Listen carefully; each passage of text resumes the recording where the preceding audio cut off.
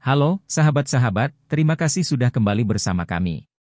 Hari ini, kita akan membahas topik yang mendalam dan penuh makna. Siapa sebenarnya Paus Fransiskus? Dan apa kata Alkitab tentang kepausan? Video ini akan menguraikan sejarah, doktrin, serta menggali ayat-ayat Alkitab yang relevan untuk membantu kita memahami isu ini secara lebih mendalam.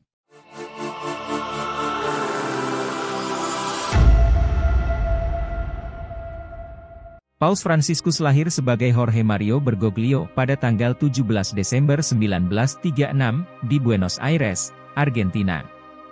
Dia berasal dari keluarga Italia yang sederhana, dan sejak muda sudah menunjukkan minat mendalam terhadap agama dan pelayanan sosial. Pada usia 21 tahun, Bergoglio bergabung dengan Serikat Yesus atau Jesuit, dan menjadi imam pada tahun 1969. Perjalanan spiritualnya mengantarkannya pada posisi sebagai Uskup Agung Buenos Aires, di mana ia dikenal karena sikap rendah hati dan kedekatannya dengan kaum miskin. Ketika Paus Benediktus XVI mengundurkan diri pada tahun 2013, Jorge Mario Bergoglio terpilih sebagai Paus ke-266 dan memilih nama, Fransiskus, sebagai simbol perhatiannya terhadap orang miskin dan komitmen terhadap perdamaian.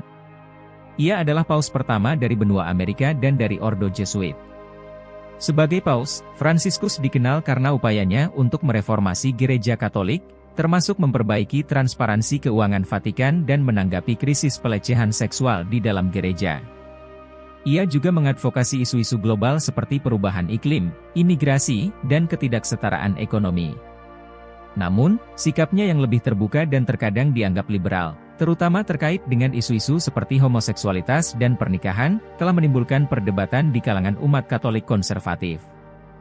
Sekarang, mari kita selami dasar-dasar Alkitabiah dari kepausan. Salah satu ayat yang sering dikutip sebagai dasar kepausan adalah Matius 16 ayat 18-19, di mana Yesus berkata kepada Simon Petrus, "Dan aku pun berkata kepadamu, engkau adalah Petrus dan di atas batu karang ini aku akan mendirikan jemaatku dan alam maut tidak akan menguasainya.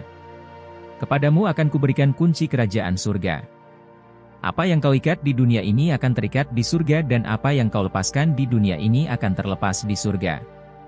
Banyak teolog Katolik menafsirkan ayat ini sebagai pengangkatan Petrus sebagai pemimpin pertama dari Gereja Kristus, dan penerus-penerusnya dianggap sebagai paus. Namun, apakah ini yang benar-benar diajarkan oleh Alkitab? Mari kita lihat beberapa ayat lain yang sering dijadikan landasan oleh berbagai pandangan. Dalam Matius 23, 8-10, Yesus memberikan peringatan yang tegas. "Tetapi kamu, janganlah kamu disebut Rabi, karena hanya satu Rabimu dan kamu semua adalah saudara. Dan janganlah kamu menyebut siapapun Bapa di bumi ini, karena hanya satu Bapamu, yaitu Dia yang di surga. Janganlah pula kamu disebut pemimpin, karena hanya satu pemimpinmu, yaitu Mesias." Ayat ini menunjukkan bahwa Yesus menolak gagasan adanya satu orang yang memiliki otoritas absolut atas jemaat, karena hanya Dia yang harus menjadi kepala gereja. Dalam 1 Korintus 3 ayat 11, Paulus menulis, "Karena tidak ada seorang pun yang dapat meletakkan dasar lain daripada dasar yang telah diletakkan, yaitu Yesus Kristus." Ini menegaskan bahwa Yesus, bukan manusia, yang merupakan dasar gereja. Banyak tradisi Protestan menghubungkan konsep binatang dalam Wahyu 13 dengan institusi kepausan. Wahyu 13 ayat 1-8 berbicara tentang binatang yang menerima kuasa dari naga dan memiliki otoritas besar di bumi. "Lalu aku melihat seekor binatang keluar dari dalam laut, bertanduk 10 dan berkepala 7, di atas tanduk-tanduknya ada 10 mahkota, dan pada kepala-kepalanya tertulis nama hujat. Dan ia diberi kuasa untuk melawan orang-orang kudus dan untuk mengalahkan mereka, dan kepadanya diberikan kuasa atas setiap suku dan umat dan bahasa dan bangsa." Wahyu 13 ayat 1-7. Bagi sebagian besar interpretasi, ini dianggap sebagai representasi kekuasaan yang menentang Tuhan dan yang mencoba mengendalikan dunia melalui penipuan dan paksaan, sesuatu yang banyak dihubungkan dengan sifat hierarkis dan dominatif dari kepausan. Sepanjang sejarah, pandangan terhadap kepausan telah mengalami banyak perubahan dan penafsiran. Gereja Katolik mengajarkan bahwa paus adalah penerus langsung dari Rasul Petrus, yang diberikan otoritas oleh Kristus sendiri. Namun, banyak kelompok Kristen, terutama di kalangan Protestan, menolak doktrin ini, menganggapnya sebagai distorsi dari ajaran asli Kristus. Selama Reformasi Protestan, tokoh-tokoh seperti Martin Luther dan John Calvin menolak konsep kepausan sebagai sesuatu yang tidak alkitabiah, dan menekankan sola scriptura, yaitu keyakinan bahwa Alkitab adalah satu-satunya otoritas tertinggi dalam hal iman dan praktik.